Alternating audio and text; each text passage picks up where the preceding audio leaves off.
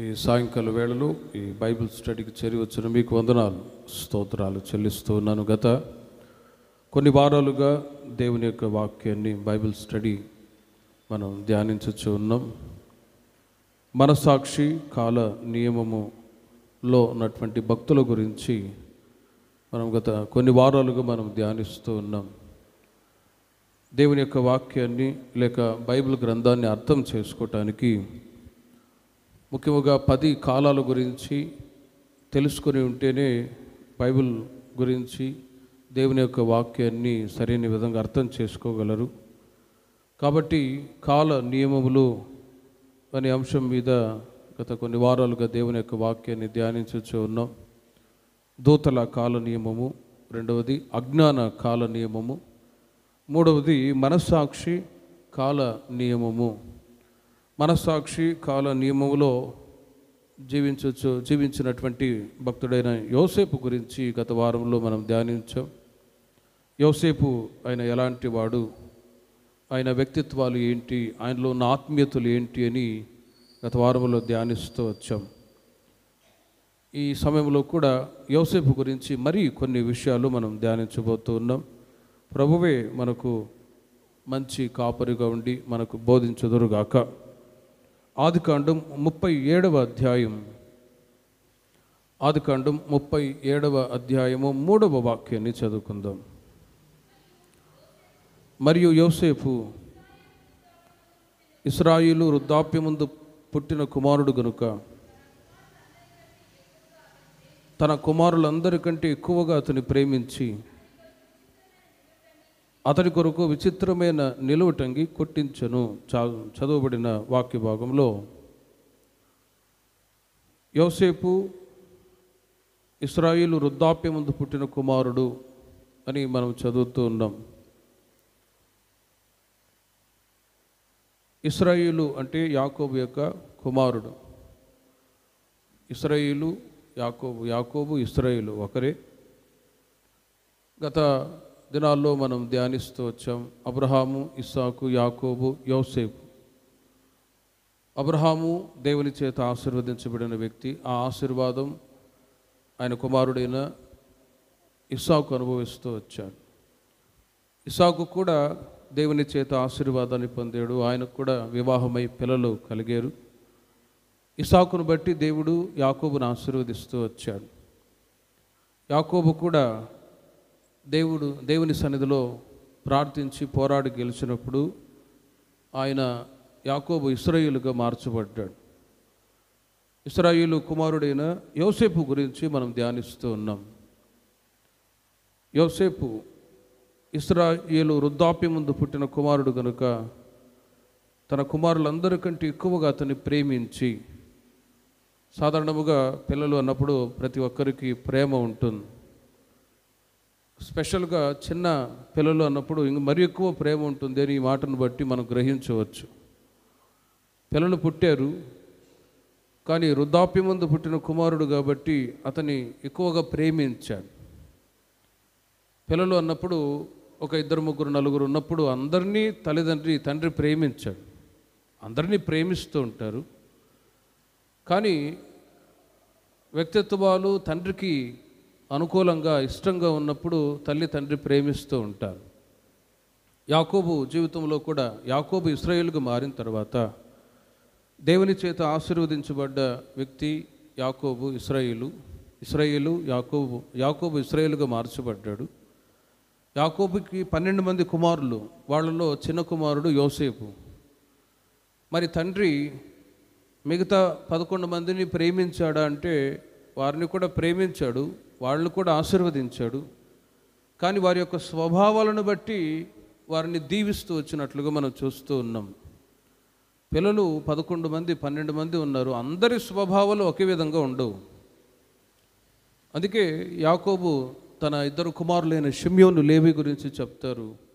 వీరు బలాత్కారపు ఆయుధములు, ఖడ్గాలు ధరించుకొని నరహత్య చేసిన వాళ్ళు, కాబట్టి వీళ్లకు తగిన దీవెన ఏమి ఇవ్వాలి అని ఆలోచించి వాళ్ళకు తగినట్టుగా వాళ్ళ స్వభావాలను బట్టి యాకోబు వృద్ధాప్యం ముందు ఆశీర్వదిస్తూ వచ్చాడు. కానీ యోసేపు దగ్గరకు వచ్చేసరికి చిన్న కుమారుడు కాబట్టి చిన్న కుమారుడు, వృద్ధాప్యంలో పుట్టిన కుమారుడు అతను ఎక్కువగా ప్రేమిస్తూ ఉన్నాడు. కారణం ఏంటంటే యోసేపు తన తండ్రి దగ్గర వాళ్ళ అన్నల గురించి ప్రతిదీ కూడా చెప్తూ తండ్రి ఒకవేళ సరిచేస్తాడేమో అని మంచి చెడుల విషయాలన్నీ పూర్తిగా యోసేపు తన తండ్రికి తెలియచేస్తూ వచ్చాడు. అంత మాత్రమే కాదు, తాను దేవునికి భయపడి జీవించేవాడు. చిన్న వయసు నుండి భక్తి, దేవుని యొక్క భయము, ఇవన్నీ కూడా తండ్రి దగ్గర నేర్చుకున్నవాడు. కాబట్టి యోసేపును తన తండ్రి చూడంగానే చాలా ఇష్టపడుతూ ఉన్నాడు. పిల్లల్ని మనం గమనించినప్పుడు మంచి పిల్లలు ఉంటారు, చెడ్డ పిల్లలు ఉంటారు. పిల్లలు ఏదైనా చెడు చేస్తే ఏ తల్లిదండ్రి కూడా సహించరండి. సహిస్తారా? సహించరు. ఖచ్చితంగా ఖండిస్తారు. అదే మంచి పిల్లలుగా ఉన్నప్పుడు చాలా సంతోషపడి పొగుడుతూ ఉంటారు. అదే పిల్లల జీవితాల్లో, యవనస్తుల జీవితాల్లో ఏదైనా నెగిటివ్ కనబడ్డప్పుడు తల్లి తండ్రి బాధపడతారు. మంచిగా ఉన్నప్పుడు వాళ్ళ మంచి స్వభావాలను బట్టి తల్లిదండ్రి సంతోషపడుతూ ఉంటారు. కాబట్టి యోసేపులో చిన్న వయసు నుండి ఆయనలో మంచితనం కనబడుతూ వచ్చింది. 17 సంవత్సరాల వయసు వచ్చినా కూడా అంతవరకు కూడా పర్ఫెక్ట్గా తాను తండ్రి చెప్పిన మాట విని భయభక్తులు కలిగి చెడుతనానికి దూరంగా ఉండాలి అనే బోధ తండ్రి చేత బోధింపబడుతూ వచ్చాడు. కాబట్టి ఆయన యోసేపు గురించి మనం చదివితే తర్వాత దినాల్లో ఆయనకు ఎదురైన శోధనలో నుండి తప్పించబడుతూ వచ్చాడు. ప్రతిదీ యాకోబు తండ్రి ఇశ్రాయేలు ఆయన తన కుమారుడిని యోసేపుకు చిన్న వయసు నుండి బోధిస్తూ వచ్చాడు. ఆ బోధ యోసేపు విని ఓ మంచి బుద్ధులు నేర్చుకుంటూ ఉన్నారు. అందుకే తల్లిదండ్రి పిల్లల జీవితాలు ఆశీర్వాదకరంగా ఉండటానికి తల్లిదండ్రి బోధ ఎంతైనా అవసరం. ఆ బోధ అంటే చిన్న వయసు నుండి భయభక్తులు కలిగి ఉండాలి, మంచితనం కలిగి బ్రతకాలి, చెడుతనానికి దూరంగా ఉండాలి. ఓ మంచి చెడుల అవగాహన అనేది, నేర్పించే అనుభవం అనేది తల్లిదండ్రుల్లోనే ఉంటుంది. అందుకే మామూలుగా చెప్తూ ఉంటారు, మొక్కై వంగనిది మానై వంగున అని. చిన్న వయసులోనే పిల్లల్ని అదుపులో ఉంచితే వాళ్ళు పెద్ద అయిన తర్వాత ఆశీర్వాదకరంగా ఉండటానికి అవకాశం ఉంటుంది. ఓ 16-17 సంవత్సరాల తర్వాత పెద్ద అయిన తర్వాత వాళ్ళ జీవితాల్లో చెడుతనం కనిపించినప్పుడు అప్పుడు తల్లిదండ్రి బాధపడితే ప్రయోజనం లేదు. అందుకే చిన్న వయసు నుండియే వాళ్ళని దైవభక్తిలో కనిపెడుతూ ఉండాలి. పిల్లలు వీళ్ళు రాత్రులు ఏం చేస్తూ ఉన్నారు, తల్లిదండ్రి ఉన్నారు. కొందరు చాలా కుటుంబాలు నాకు తెలుసు కాబట్టి కొన్ని మంచి కుటుంబాల్లో వాళ్ళ పిల్లల జీవితాలు నాశనం అయ్యేట్లు గమనించాను. కారణం ఏంటంటే మా పిల్లలు మంచోళ్ళు అంటారా, రాత్రుల్లో వాళ్ళు ఫోన్లు ఎవరితో మాట్లాడుతుంటారో, ఎవరితో చాటింగ్ చేస్తుంటారో తెలియదు. చివరికి నష్టాన్ని పొందిన తర్వాత అప్పుడు బాధపడి ఏడుస్తారు. తద్వారా ఏ ప్రయోజనము కూడా లేకుండా పోతుంది. అందుకే ఆనాడు యోసేపు చిన్న వయసు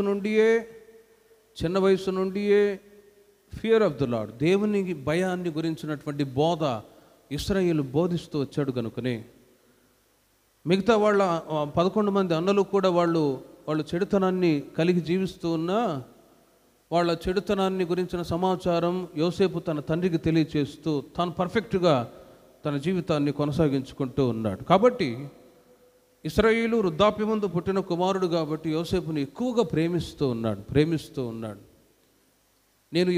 నేను ఆశించినట్లుగా నా కుమారుడు యోసేపు ఉన్నాడు కదా అని అతన్ని ఎక్కువగా ప్రేమించి ఏం చేశాడంటే అతని కొరకు విచిత్రమైన నిలువుటంగి కొట్టించాడు. ఇక ఆ నిలువుటంగి నుండియే ప్రారంభమైందండి యోసేపు యొక్క జీవితంలో శ్రమలు. తండ్రి అతన్ని ఎక్కువగా ప్రేమించాడు కాబట్టి ఒక విచిత్రమైన నిలువుటంగి కొట్టించాడు. దాని ద్వారా వాళ్ళ అన్నలు ఏ విధంగా పగబట్టారో చూడండి. 6వ వాక్యాన్ని చూడండి. 37వ అధ్యాయము 6వ వాక్యం, 4వ వాక్యం చూడండి. అతని సహోదరులు తమ తండ్రి అతనిని తమ అందరికంటే ఎక్కువగా ప్రేమించడం చూచినప్పుడు వారు అతని మీద పగబట్టి అతనిని క్షేమ సమాచారం ఏమైనా అడుగక లేకపోయిరి. గమనించండి, అక్కడ అతని సహోదరులు తమ తండ్రి అతనిని అందరికంటే ఎక్కువగా ప్రేమించుట చూచినప్పుడు జలసి, అసూయ, జలసి కలిగింది.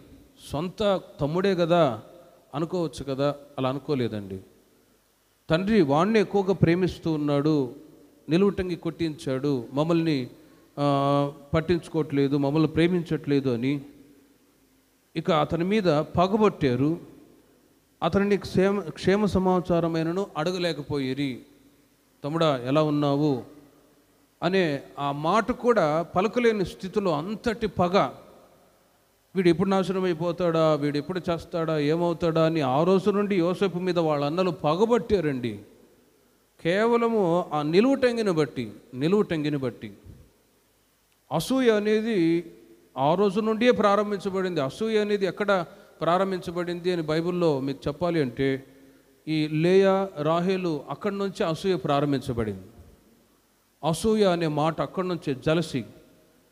అది ఎక్కడో లోక సంబంధమైన మనుషుల మధ్యలో కాదు, కానీ ఈ బైబిల్లో నుండి దేవుని ప్రజల మధ్యలోనే, అన్నదమ్ముల మధ్యలోనే అసూయ కనబడుతుంది. అందుకే మనం గమనిస్తూ ఉంటాం, ప్రస్తుత దినాల్లో సొంత తోబుట్టువుల అన్నదమ్ములన్నా అక్కచెల్లెళ్ళన్నా వాళ్ళ మధ్యలోనే అసూయ. కారణం ఏంటంటే తండ్రి ఎక్కువగా ప్రేమిస్తూ ఉన్నారు, తండ్రి వాళ్ళకి ఎక్కువ ఆస్తి ఇచ్చాడు, మా పేరు మీద ఆస్తి ఇవ్వలేదు అని. అందుకే తల్లిదండ్రి జ్ఞానం కలిగి ఉన్న వాళ్ళు ఏం చేస్తారంటే, పిల్లలు 2-3 ఉన్నారు అనుకోండి, వాళ్ళు వృద్ధాప్యంలో వచ్చిన తర్వాత ఎవరెవరికి ఎంతెంత ఆస్తి ఇవ్వాలో సమానంగా ఇచ్చి పంచిపెట్టి, అక్కడ ఒక నెల ఇంకొక కొడుకు దగ్గర ఇంకొక నెల అలా ఉండే వాళ్ళని గమనించా. ఏంటి పెద్ద ఆయన ఎక్కడున్నావు ఈ నెల అంటే, మా పెద్ద కొడుకు దగ్గర ఉన్నానన్న. మరలా ఇంకొక నెల చిన్న కొడుకు ఇంట్లో ఉంటాడు. అంటే పిల్లల మధ్యలో గొడవలు, అసమాధానాలు రాకుండా ఉండ నిమిత్తమై 2 నెలలు ఆ కొడుకు ఇంటి దగ్గర, ఇంకొక కొడుకు దగ్గర ఇంకొక 2 నెలలు, ఇలా వాళ్ళు సమానంగా తల్లిదండ్రి ఎక్కడ క్లాషెస్ రాకుండా, అన్నదమ్ముల మధ్యలో గొడవలు రాకుండా చూసుకొని జ్ఞానం కలిగిన తల్లిదండ్రులు కూడా ఉన్నారు. ఏదేమైనా కూడా తోబుట్టువుల మధ్యలోనే యోసేపు చిన్నవాడై, చిన్న కుమారుడు తమ్ముడే కదా అనుకోకుండా అతని మీద పగబట్టి, తండ్రి నిలువుటంగి కొట్టిస్తే అతని మీద పగబట్టారు.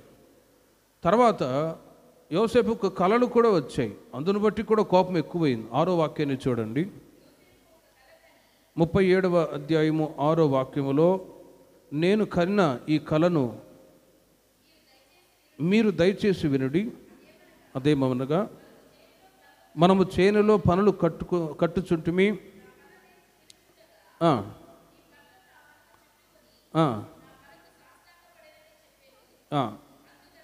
అందుకు అతని సహోదరులు, నీవు నిశ్చయముగా మమ్మును ఏలిదవా, అధికారిగా ఉందువా అతనితో చెప్పి, అతని కలలను బట్టి, అతని మాటలను బట్టి అతని మీద మరింత పగబట్టిరి. ఇక్కడ మీరు గమనించండి, లోతుగా వాక్యాన్ని ధ్యానించినప్పుడు మనిషి జీవితంలో 2 విషయాలలో, ముఖ్యంగా దేవుని ప్రజల మధ్యలో 2 విషయాలలో పగబట్టి లేక జలసీ మైండ్, అసూయ అనేది వస్తుందండి.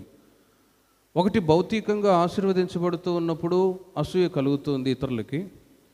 రెండవది, ఆత్మీయంగా బలపరచబడుతూ ఉన్నా కూడా అసూయ కలుగుతుంది. సంఘములో ఒకళ్ళు ఆశీర్వదించబడుతూ ఉన్న, ఆత్మీయంగా ఎదుగుతూ ఉన్న, జలసీగా ఉండేవాళ్ళు తోబుట్టువుల మధ్యలో ఉంటారు, తోటి విశ్వాసుల మధ్యలో కూడా ఉంటారు. కాబట్టి ఒకటి, భౌతికంగా నిలువుటంగి తన తండ్రి అతనికి ఇచ్చినప్పుడు దాన్ని బట్టి పగబట్టారు. రెండవది, ఆత్మీయంగా అతడు కలలు కనేవాడు. ఆ కలలు తన సహోదరులకు చెప్పినప్పుడు దాన్ని బట్టి కూడా అతని మీద పగబట్టారు. అంటే నువ్వు చిన్నవాడిపై ఉండి మా మీద ఏలుబడి చేస్తావా? ఇంకా తన తమ్ముడిని యోసేపు మీద మరింత పగ పెరిగిందండి, ఇంకా కోపం పెరిగిపోయింది. కానీ ప్రియమైన వారలారా, దేవుని యొక్క ఉద్దేశాలు యోసేపు జీవితంలో చాలా గొప్పగా ఉన్నాయి. కాబట్టి తన సహోదరులు ఎంత విరోధభావం కలిగినా, పగ కలిగినా కూడా దేవుడు మాత్రం యోసేపును హెచ్చించి గణపరుస్తూ వచ్చాడు. దేవునికి మహిమ కలుగును గాక. 12 మంది కుమారుల్లో యోసేపు చిన్నవాడు, అతని తండ్రి ఎక్కువగా ప్రేమిస్తూ ఉన్నాడు. పరలోకంలో ఉంటున్న దేవాది దేవుడు కూడా యోసేపుని ప్రేమిస్తూ ఉన్నాడంటే ఆయనలో ఉన్న స్పిరిచువాలిటీ, గొప్పతనాలు, కొన్ని ఆత్మ సంబంధమైన అనుభవాలు ఉన్నాయి. చిన్న వయసులోనే కలలు కని భవిష్యత్తులో దేవుడు నా పట్ల ఏ మేలు చేయబోతున్నాడో కలల ద్వారా తెలుసుకోగలిగిన ఆ కృప యోసేపు పొందాడు. అంటే ఎంత ఆత్మ సంబంధమైన అనుభవాలు ఉంటే, దేవునితో ఎంత కనెక్ట్ అయి ఉంటే తప్ప అతనికి దేవుడు బయలుపరచడు, ఆలోచించాడు. కాబట్టి దేవుని ప్రజలైన మనము కూడా దేవునితో ఉంటున్న సహవాసాన్ని బట్టి, ప్రార్థన జీవితాన్ని బట్టి, భక్తిని బట్టి, నీతిని బట్టి భవిష్యత్తులో జరిగే కార్యాలన్నీ కూడా దేవుడు ముందుగా కళల ద్వారా, దర్శనాల ద్వారా మీకు కూడా తెలియచేయుదురుగాక. ఆత్మీయంగా మనం ధ్యానించినప్పుడు ఇశ్రాయేలు తన చిన్న కుమారుడైన యోసేపును ప్రేమించి అతనికి ఒక నిలువుటంగి కొట్టించాడు. మనము కూడా ఇప్పుడు యేసయ్య చేత ప్రేమింపబడి ఉన్నామా లేదా అనటానికి దేవుడు కన్ఫర్మ్ చేసుకోవాలి. అందుకొరకు ఆనాడు దేవాది దేవుడు యోహాను కుమారుడైన సీమోను పేతురుతో కొన్ని మాటలు అడుగుతూ ఉన్నారు. యోహాను సువార్త 21వ అధ్యాయం 15వ వాక్యంలో కూడా మీరు చూడండి. వారు భోజనం చేసిన తర్వాత యేసు సీమోను పేతురును చూచి, యోహాను కుమారుడైన సీమోను, వీరికంటే నీవు నన్ను ఎక్కువగా ప్రేమించుచున్నావా? చూడండి, చాలు. అక్కడ మనం చదివినట్లయితే క్రొత్త నిబంధన కాలంలో యేసుక్రీస్తు వారు తనతో ఉన్న శిష్యుడైన పేతురును చూచి, యోహాను కుమారుడైన సీమోను, వీరికంటే నీవు నన్ను ఎక్కువగా ప్రేమించుచు ఉన్నావా అని ఒక ప్రశ్న అడిగాను, కన్ఫర్మేషన్ కొరకు. పాత నిబంధన కాలంలో ఇశ్రాయేలు తన కుమారుడైన యోసేపుని ఎక్కువగా ప్రేమించడం ద్వారా ఒక నిలువుటంగి ఇచ్చాడు, కుట్టించాడు. దాని ద్వారా పగ కలిగింది. అయినా కూడా యోసేపుని దేవుడు ఆశీర్వదిస్తూ వచ్చాడు. ఈ మాటని ఆత్మీయంగా నేను మీతో చెప్తూ ఉన్నాను. మనము కూడా యేసుక్రీస్తుతో సహవాసం కలిగి నడిపించబడుతూ ఉన్నాం, పరలోకపు తండ్రితో. శిష్యుడైన పేతురుతో యేసుక్రీస్తు వారు ఒక మాట అడుగుతున్నారు, యోహాను కుమారుడైన సీమోను, వీరికంటే నీవు నన్ను ఎక్కువగా ప్రేమించుచు ఉన్నావా? అప్పుడు పేతురు అంటారు, అవును ప్రభువా, నేను నిన్ను ప్రేమించుచున్నాను, నీకు తెలుసు కదా అన్నప్పుడు యేసుక్రీస్తు వారు అంటారు, నా గొర్రెలను కాయుము అని చెప్పాను. హల్లెలూయా. సరే, అంతటితోనే ఊరుకోక యేసు ప్రభు వారు మరలా సెకండ్ టైం, యోహాను కుమారుడైన సీమోను, వీరికంటే నీవు నన్ను ఎక్కువగా ప్రేమించుచున్నావా అని మరి ఒకసారి అడుగుతూ ఉన్నారు. ప్రేమిన వారులారా, ఈ మాట మనతో కూడా అడిగితే మనమేం జవాబు చెప్పగలం? అవును ప్రభువా, నేను నిన్ను ప్రేమిస్తున్నాను. ఆ మధ్య ఒక అమ్మాయి ఒక నోట్బుక్లో I love you Jesus, love you Jesus, I love you Jesus ఒక 200 సార్లు రాసి పెట్టుకున్నది. రాసి పెట్టుకున్నంత మాత్రాన్ని యేసుని ప్రేమించినట్లా? యేసుని ప్రేమించడము అంటే ఆయన ఆజ్ఞల్ని పాటించడమే యేసుని ప్రేమించడం అని యోహాను పత్రికలో రాయబడి ఉంది. కాబట్టి ఒక కన్ఫర్మేషన్ కొరకు యేసుక్రీస్తు వారు మరలా మూడవసారి కూడా అడుగుతూ ఉన్నారు. రెండోసారి అడిగినందుకు పేతురు అంటారు, అవును ప్రభా, నేను నిన్ను ప్రేమిస్తున్నాను, నీకు తెలుసు కదా, అలాగైతే నా గొర్రెలను మేపుము అన్నాడు. మరలా మూడవసారి కూడా, నీవు నన్ను ప్రేమించుచున్నావు అంటే నేను నిన్ను ప్రేమిస్తున్నాను సంగతి నీకు తెలుసు కదా. అప్పుడు మరలా యేసుక్రీస్తు వారు నా గొర్రెలను మేపుము అని ప్రభు ఖచ్చితంగా తెలుసుకున్నాడు, పేతురు నన్ను నిజంగా ప్రేమిస్తూ ఉన్నాడు అని. హల్లెలూయా. పేతురు యేసుక్రీస్తును ప్రేమించాడు కాబట్టి ఎందుకు ఈ మాట అడిగారు అంటే, ప్రభువారు కల్వారి సిలువలో శ్రమలు అనుభవించడానికి ముందుగా గెత్సెమనే తోటలో యేసుక్రీస్తు వారు ఇస్కరియోతు యూదా చేత అప్పగింపబడి ఆయనని తీసుకొని వెళ్తున్న సమయంలో శిష్యులందరూ కూడా చెదరిపోయారు. పేతురు కూడా ఒక చోట చలి కాచుకుంటున్న స్థలంలో కొంతమంది ఉంటే అక్కడ నిలిచి ఉంటే ఒక చిన్నది వచ్చి, ఇదిగో నీవు కూడా క్రీస్తుతో ఆ బోధకంతో ఉన్నవాడివే కదా అంటే, పేతురు ఏమన్నాడు, నేను కాదు, నేను ఎరుగను అని ముమ్మారు అబద్ధం ఆడాడు. కాబట్టి పునరుద్ధారుడైన తర్వాత యేసుక్రీస్తు వారు ఈ మాట అడిగారు, నిజంగా నీవు నన్ను ప్రేమించుచున్నావా అని. ప్రేమిన వారులరా, పేతురు నేను ఎరుగను అని అబద్ధమాడాడు కాబట్టి అబద్ధమాడిన తర్వాత మరలా ప్రక్కకు వెళ్ళి పశ్చాత్తాపడ్డాడు.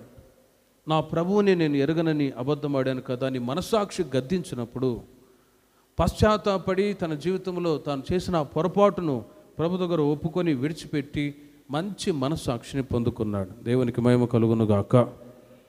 కాబట్టి పునరుద్ధరణైన తర్వాత యేసుక్రీస్తు వారు పేతురుతో ఈ మాట అంటారు, యోహాను కుమారుడైన సీమోను, వీరికంటే నీవు నన్ను ఎక్కువగా ప్రేమించుచున్నావా? అలాగైతే నా గొర్రెలను మేపు అని చెప్పారు. ఆ మాటను బట్టియే పునరుద్ధరణుడై శిష్యులతో యేసు ప్రభు వారు అనేక విషయాలు అనేక ఆజ్ఞలు ఆజ్ఞాపించి తండ్రి వద్దకు వెళ్ళిపోయారు. పెంతెకోస్తు దినమున 50వ దినమున 120 మంది ఒక చోట కూడి ఉన్నప్పుడు వాళ్ళ మీద పరిశుద్ధాత్మ అభిషేకం కుమ్మరింపబడింది. హల్లెలూయా. పరిశుద్ధాత్మ అభిషేకం కుమ్మరింపబడితే అందరూ అన్య భాషలతో మాట్లాడారు. ఆ రోడ్ల మీద నడుచుకొని వెళుతున్న వాళ్ళందరూ కూడా చూచి అపహాస్యం చేసి నవ్వుతూ ఉన్నారు. అప్పుడు పేతురు వాళ్ళ మధ్యలో నిలిచి, మీరెందుకు ఇలా అపహాస్యం చేసి నవ్వుతున్నారు? మీ మీద క్రొత్త మద్యాన్ని త్రాగి ఇలా మాట్లాడట్లేదు. యోబేలు ప్రవచన వాక్యాన్ని బట్టి అంత్య దినములలో సర్వ శరీరుల మీద నా ఆత్మను కుమ్మరిస్తాను అని చెప్పిన ఆ వాగ్దానం నెరవేర్చబడింది. కాబట్టి పరిశుద్ధాత్మ అభిషేకాన్ని పొంది మేము ఇలా ప్రభుని స్తుతించి అన్ని భాషలతో మాట్లాడి ప్రభువులో ఆనందించుచున్నాము అన్నప్పుడు యేసుక్రీస్తు గురించినటువంటి సువార్త పేతురు వాళ్ళకు తెలియచేసినప్పుడు వాళ్ళు గుండెలు బాదుకొని, సహోదరులారా అలాగైతే మేమేం చేయాలి అన్నప్పుడు మొట్టమొదట క్రొత్త నిబంధన సంఘాన్ని స్థాపించింది ఎవరంటే అపోస్తుడైన పేతురు గారు. హల్లెలూయా. పెంతెకోస్తు అనుభవాలతో కూడిన సహవాసం పునాది ఎవరు అని అంటే పేతురే. అప్పుడు పేతురు అంటారు, ఇదిగో మీరు మారుమనసు నిమిత్తమై బాప్తిసం పొందండి, అప్పుడు మీరు పరిశుద్ధాత్మ అనే వరాన్ని పొందుతారు, మూర్ఖులకు ఈ తరం వారికి వేరై మీరు బ్రతుకుడి అని ఆది అపోస్తుల యొక్క బోధని మొట్టమొదట బోధించింది ఎవరంటే అపోస్తుడైన పేతురు సంఘానికి బోధించాడు. ఆ రోజు నుండి క్రొత్త నిబంధన సంఘం స్థాపించబడి ఆ రోజు నుండి కొనసాగుతూ ఉంది. ప్రభు రాకడ వరకు కొనసాగుతూనే ఉంటుంది. దేవునికి మహిమ కలుగునుగాక.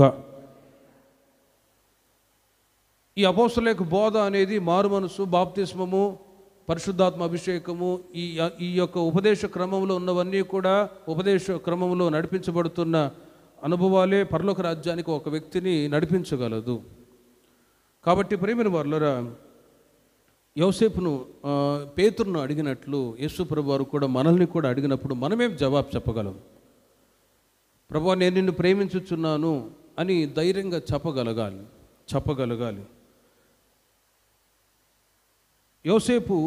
ఇశ్రాయేలు యోసేపును ఎక్కువగా ప్రేమించాడు కాబట్టి అతనికి నిలువుటంగి కొట్టించాడు. యేసయ్యను మనం ప్రేమించు వారే ఉండాలని వాక్యం చెబుతుంది. యేసయ్యను ప్రేమించడం అంటే యోహాను వ్రాసిన పత్రిక మొదటి పత్రిక,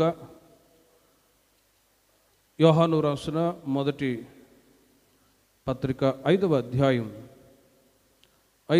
అధ్యాయము 3వ వాక్యాన్ని మీరు చూడండి. మనము ఆయన ఆజ్ఞలను గైకొనుటయే దేవుని ప్రేమించుట, ఆయన ఆజ్ఞలు భారమైనవి కావు అని అక్కడ రాయబడి ఉంది. యేసయ్యను ప్రేమించడం అంటే దేవుని యొక్క వాక్యాన్ని, దేవుని యొక్క ఆజ్ఞల్ని ప్రేమించడమే. అలా యేసయ్యను ప్రేమించినప్పుడు ప్రేమిన వారులారా దేవుని చేత మనము ఆశీర్వదించబడదుము గాక. మనం ప్రభువు చేత ప్రేమింపబడ్డప్పుడు భౌతికంగాను ఆత్మీయంగాను దేవుడు ఆశీర్వదిస్తాడు. కాబట్టి యోసేపు యొక్క జీవితంలో మొదట తండ్రి చేత ప్రేమింపబడ్డాడు. ఆయన యోసేపు యొక్క జీవితంలో లోతుగా మనం ధ్యానించినప్పుడు యోసేపు మొదట ఎక్కడున్నాడు అంటే కానాను దేశంలో తన తండ్రి దగ్గర ఉన్నాడు. వాళ్ళ అన్నల ద్వారా ఎక్కడికి తీసుకొని పోబడ్డాడు అని అంటే ఐగుప్తు దేశానికి తీసుకొని పోబడ్డాడు. మరలా తండ్రిని కలుసుకొని తన సహోదరులను కలుసుకొని ఐగుప్తులో మరలా యోసేపు ఎక్కడికి వచ్చాడంటే కనాను దేశానికి వచ్చాడు. జర్నీ ఆఫ్ ద జోసెఫ్, యోసేపు యొక్క ప్రయాణాన్ని గురించి లోతుగా వాక్యాన్ని ధ్యానించినప్పుడు కనాను నుండి ఐగుప్తు నుండి మరలా తన తండ్రి తన సహోదరుల పాటు మరలా కనాన్ దేశానికి వచ్చినట్లుగా చూస్తూ ఉన్నాం. ఇలా life is like A journey. జీవితం అనేది ఒక ప్రయాణం లాంటిది. ఈ ప్రయాణంలో యోసేపుకు తోడై ఉన్న దేవుడు మనకు కూడా తోడుగా ఉందురుగాక. యోసేపును తన తండ్రి ప్రేమించినట్లు పరలోకములో ఉంటున్న యేసయ్య కూడా మనల్ని కూడా ప్రేమించుచూ ఉన్నారు. హల్లెలూయా.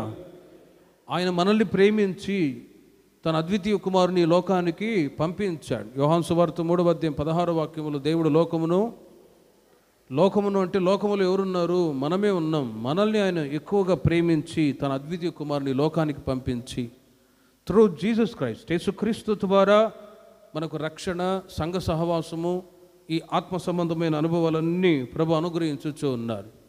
యోసేపు యొక్క జీవితంలో, ఆయన ప్రయాణంలో 4 రకములైన ఆ అంగీల చేత లేక వస్త్రముల చేత నడిపించబడ్డాడు. అవి ఏంటో క్లుప్తంగా మీకు తెలియచేస్తాను. ఈ మాటల చేత దేవుడు మిమ్మల్ని ఆత్మీయంగా బలపరచునుగాక. క్లుప్తంగా మీకు తెలియచేస్తాను. యోసేపు జీవితంలో ఆయన ప్రయాణం కనాను దేశము నుండి ఈజిప్ట్కి, ఈజిప్ట్ నుండి కనానుకి. ఆయన ప్రయాణంలో 4 రకములైన అంగీల ద్వారా లేక వస్త్రముల చేత ప్రయాణం చేసినట్లుగా బైబిల్లో మనం ధ్యానిస్తూ ఉన్నాం. ఒకటి నిలువుటంగి. ఇప్పుడు మనం ధ్యానించినట్లుగా, చదివినట్లుగా ఆదికాండం 37:4 మనం చదివినట్లుగా తన తండ్రి ఇశ్రాయేలు ఎక్కువగా ప్రేమించినవాడు కాబట్టి అతనికి విచిత్రమైన ఒక నిలువుటంగి కొట్టించాడు. ఆత్మీయంగా మనం ఈ వాక్యాన్ని ధ్యానించినప్పుడు యేసయ్య మనల్ని కూడా ప్రేమించి మునుపు మీతో చెప్పినట్లుగా యోహాను సువార్త 3:16 మనల్ని ప్రేమించి మనకు క్రీస్తు ద్వారా రక్షణ ప్రసాదించి బాప్తిజం తీసుకునేటట్లు కృపనిచ్చి సంఘానికి నడిపించి, ఎంతోమంది ఇక్కడ నిలిచి సేవకులు మిమ్మల్ని ఆత్మీయంగా వాక్యము ద్వారా నడిపిస్తూ వచ్చినప్పుడు మీ యొక్క స్పిరిచువల్ స్టాండర్డ్ ఎంత అని ఎప్పుడైనా మీరు ఆలోచించారా? చాలా చోట్ల నేను వెళ్ళినప్పుడు ప్రారంభ దశలో చాలామంది చెప్తారు, మేము మందిరం కట్టేటప్పుడు చాలా కష్టపడ్డాం ప్రయాస గారు, పాస్టర్ గారు అని అంటారు. చాలా కష్టపడ్డాం, కంకర మోసాం, సిమెంట్ మోసాం, రేకులు కూడా ఎత్తిపట్టుకున్నాం, రాత్రి బగుళ్ళు పనిచేసాం. మంచిదే, పనిచేశారు, కష్టపడ్డారు, ప్రయాసపడ్డారు, అన్ని ఫెసిలిటీస్ దేవుడు ఇచ్చాడు. ఇప్పుడు దేవుని ప్రజలైన మీరు ఆత్మీయంగా ఎదగడమే ప్రభు కోరుకుంటూ ఉన్నాడు. హల్లెలూయా. విత్తనది ఒకరు, నీరు పోసింది మరి ఒకరు, వృద్ధి చేసింది దేవుడే. కాబట్టి భౌతికంగా దేవుడు అన్ని విధాలా ఆశీర్వదిస్తూ వచ్చారు. కానీ ఆత్మీయంగా దేవుని ప్రజలైన మీరు ఎలా ఎదుగుతున్నారో ఒకసారి ఆలోచించి చూడండి. ఆత్మీయంగా మీరు ఎదుగుతూ ఉన్నారా? యేసయ్య మిమ్మల్ని ప్రేమించి రక్షణ భాగ్యాన్ని ఇచ్చి సంఘ సహవాసం ఇచ్చి సేవకుల సహవాసములు, సంఘ సహవాసములు నడిపించబడుతూ ఉన్నారు. కానీ ఆత్మీయంగా యేసయ్య మిమ్మల్ని ప్రేమించినప్పుడు మీకేమైనా ఆశీర్వాదాలు ఇచ్చాడా? కొరింథీయులకు రాసిన మొదటి పత్రిక 1:7 మీరు చూడండి. పరలోకపు తండ్రి అధికంగా ప్రేమించినప్పుడు మనకు 9 రకములైన వరాలు ఇస్తాడు. అపోస్తలుడైన పౌలు కొరింథీ సంఘానికి మాట తెలియచేస్తున్నారు. మీరు చూడండి. ఏ కృపావరమునందును లోపము లేక మీరు మన ప్రభువైన యేసుక్రీస్తు ప్రత్యక్షత కొరకు ఎదురు చూచుచున్నారు అని అంటాను. ప్రేమైన వర్లారా, సంఘానికి వచ్చిన తర్వాత దేవుడు భౌతికంగా మిమ్మల్ని ఆశీర్వదించాడు. దానికంటే ఆత్మీయంగా మీరు ఆశీర్వదించబడుతున్నారా అనేది చాలా ప్రాముఖ్యం. కష్టపడ్డారు, ప్రయాసపడ్డారు, సహకరించారు, అన్నీ మంచిదే. బట్ ప్రభు రాకడ సమీపిస్తున్న ఈ రోజుల్లో మన యొక్క స్పిరిచువల్ స్టాండర్డ్ ఇప్పుడున్న దానికంటే పెరుగునుగాక. ఇప్పుడున్న దానికంటే ఇంకా డెవలప్మెంట్ అవ్వాలి. డెవలప్మెంట్ ఎలా అవ్వాలి అని అంటే, మీరు చేసే ప్రార్థన జీవితాన్ని బట్టి, మీరు వాక్యాన్ని చదివేదాన్ని బట్టి, మీ భక్తిని బట్టి, నీతిని బట్టి, పరిశుద్ధతను బట్టి దేవుడు ఏం చేస్తాడంటే మీకు కావాల్సిన కృపావరాలు నా దేవుడు దయచేదురుగాక. ఆ వరాలు మీరు ప్రజ్వరిల్లుతున్నాయా లేవా ఆలోచించండి. వరాలు ఇస్తాడు. అందుకే కొరింథీ సంఘానికి పౌలు గారు చెప్తున్నారు, ఏ కృపావరమునందును లోపము లేక మీరు మన ప్రభువైన యేసుక్రీస్తు ప్రత్యక్షత కొరకు ఎదురు చూచుచూ ఉన్నారు. భౌతికంగా ఎన్నో విషయాలు చెప్పవచ్చు, కానీ ప్రభు మార్గంలో నడిపించబడ్డ తర్వాత దేవుడు నాకు ఏ వరాన్ని ఇచ్చారు అని ఎప్పుడైనా మీరు ఆలోచించారా? ఏ వరం ఉంది? ఒక ఆమె పేరు అడిగా, అమ్మ నీ పేరేం పేరు అంటే వరాలమ్మ అన్నయ్య అన్నది. మరి ఏ వరం ఉంది అని అంటే, ఏ వరము నాకే తెలియదు అన్నయ్య అని అంటారు. ప్రేమ వల్ల ఏ వరం ఉంది? ఏ వరం ఉంది? 9 రకాల వరాలు దేవుడు తన ప్రజలకు ఇస్తాడు. కొరింథీయులకు రాసిన మొదటి పత్రిక 12వ అధ్యాయము 8, 9, 10 వాక్యాలు మీరు గమనిస్తే 9 రకాల వరాలు దేవుని ప్రజలు సంఘానికి వచ్చిన వారికి దేవుడు అనుగ్రహిస్తాడు. ఎలాగనగా బుద్ధి వాక్యమును, జ్ఞానవాక్యమును, విశ్వాసమును, స్వస్థపరచు వరము, అద్భుతములు చేయు శక్తి, ప్రవచన వరము, ఆత్మల వివేచన, నానా భాషలు. చూడండి, భాషల అర్థము చూపు శక్తి. 9 రకములైన వరాలలో దేవుడు మీకు ఏ వరం ఇచ్చాడో ఎప్పుడైనా ఆలోచించారా? ఏ వరం ఉంది? ఏ వరం ఉంది? భౌతికంగా ఈ మాటను రివర్స్లో చెప్తే కొందరికి చాడీలు చెప్పే వరం ఉంటుంది, బూతులాడే వరాలు ఉంటాయి. ఇక అవి ఆపోజిట్గా చెప్పొచ్చు. చాడీలు చెప్పే వరాలు ఉంటాయి, ఈ మాటలు అక్కడ తీసి ఆ మాటలు ఇక్కడ తీసి అంటుంటారు కదా మామూలుగా. ఏ వరం ఉందామా అంటే ఈ వరమే. వాటి గురించి ఎక్కువ నేను చెప్పను. కానీ స్పిరిచువల్ ఆత్మీయ జీవితంలో ఒక 10-15 ఇయర్స్ విశ్వాసి అన్నప్పుడు ఎంత స్పిరిచువల్ స్టాండర్డ్లో ఉండాలో ఆలోచించడండి. అప్పుడప్పుడు చిన్న ప్రార్థన చేయండి అంటే అందరూ ఇలాగే మౌనంగా ఉంటారు. ఇంటి దగ్గర మాత్రం ఫుల్గా మాటలే. ప్రార్థన చేయాలన్నా, వాక్యం చదవాలన్నా ఆ డివైన్ జీల్ అనేది మీలో సంవత్సరాలు గడిచే కొలది మీలో అభివృద్ధి చెందునుగాక. ప్రేమిన వర్లరా, ఒకసారి ఆలోచించి చూడండి. ఆత్మ సంబంధమైన వరాలు, బుద్ధి వాక్యం ఉంది, జ్ఞానవాక్యం ఉంది, విశ్వాసం ఉంది, స్వస్థపరచు వరము. ఆ మధ్య నేను నగరిలో సేవ చేస్తున్నప్పుడు ఒక ఆమెకు దయ్యం పట్టింది. పెళ్లి ఫంక్షన్కి వెళ్ళారట, ఒక ఆమెకు దయ్యం పట్టింది. అక్కడ సేవకులు ఎవరు లేరు. కానీ ఒక విశ్వాసి ఆయన అభిషేకాన్ని పొందినవాడు కాబట్టి వెంటనే అభిషేకంతో నింపబడి అందరూ 2-3 విశ్వాసులు కలిసి ప్రార్థన చేద్దామని గద్దించి ప్రార్థన చేశాడట సహోదరుడు. వెంటనే ఆమె బాగుపడింది. మందిరాన్ని తీసుకొస్తే తర్వాత మేము ప్రార్థన చేసాం, దేవుడు బాగు చేశాడు. కానీ ఒక విశ్వాసి, నేను చాలా ఆశ్చర్యపోయా. ఆయన ఒక విశ్వాసి ప్రార్థన చేసి ఆ దయ్యాన్ని అణిచివేశాడు. మరి ఆ వరం ఏమైనా ఉందా? అద్భుతాలు చేయు శక్తి, ఆత్మల వివేచన, ప్రవచన వరం, బుద్ధివాక్యం, జ్ఞానవాక్యం, విశ్వాసం. వీటి గురించి నేను ఒకసారి మీకు లోతుగా చెప్తాను. సంవత్సరాలు గడిచే కొలది వరాలు ఉన్నాయో లేవో ఆలోచించి చూడాలి. ఒకవేళ లేకపోతే ఈ రాత్రి ఇంటికి వెళ్ళి ప్రార్థన చేసుకొని, ప్రభా ఈ 9 వరాల్లో ఏదైనా ఒక వరాన్ని నాకు ఇవ్వండి అని మీరు అడుగుదురుగాక. దేవుడు ఇచ్చాడు ఆల్రెడీ, అవి ఏవో మీరు గుర్తుపట్టగలగాలి. మీలో ఏ వరం ఉందో ఆలోచించి చూడండి. ఈ 9 వరాలు ఏదో ఒక వరం దేవుడు తన ప్రజలకు ఇస్తాడు. ఒక 10 సంవత్సరాలు 15 సంవత్సరాలు విశ్వాసం అన్నప్పుడు ఏదో ఒక వరాన్ని దేవుడు ఇస్తాడు. ఆ వరం ఏంటో మీరు గుర్తుపట్టి ఇంకా ప్రార్థనలో దేవుని సన్నిధిలో వరాలు పొందుదురుగాక. ఇవి దేవుడిచ్చిన గిఫ్ట్స్, ఇవి వరాలు. వీటిని దేవుని ప్రజలైన వాళ్ళు జాగ్రత్తగా కాచుకుంటూ రావాలి. ప్రకటన గ్రంథం 16వ అధ్యాయం 15వ వాక్యములు మీరు గమనిస్తే, ఇదిగో నేను దొంగవలే వచ్చుచున్నాను, తాను దిగంబరుడుగా సంచరించుచున్నందున. ప్రకటన గ్రంథం 16:15.